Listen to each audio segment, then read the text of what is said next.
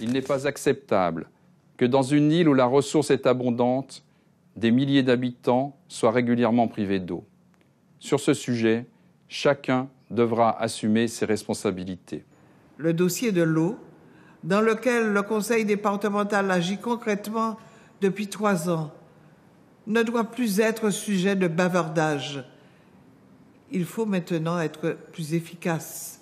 Nous ne parviendrons à réussir la Guadeloupe sans résoudre définitivement le problème de l'eau.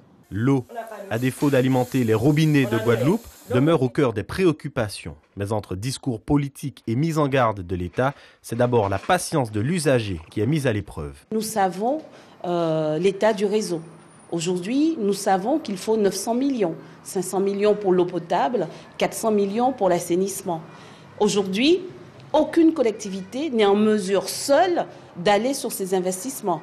Donc le maître mot dans la gestion, la problématique de l'eau, c'est la mutualisation. Il faudrait donc en premier lieu que les acteurs compétents sur l'eau accordent leur violon.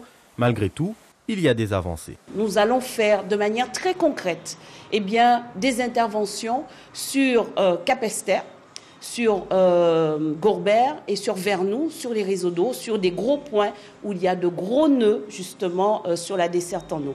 Et parallèlement à ça, nous sommes sollicités par les communautés d'agglomération ou les collectivités qui n'ont pas toujours les moyens. Le 28 décembre dernier, c'est Cap Excellence qui nous a sollicités pour les accompagner à hauteur de pratiquement 50% du montant pour rénover les réservoirs de Budan, pour qu'on n'ait pas ces tours d'eau qui pénalisent un certain nombre de communes.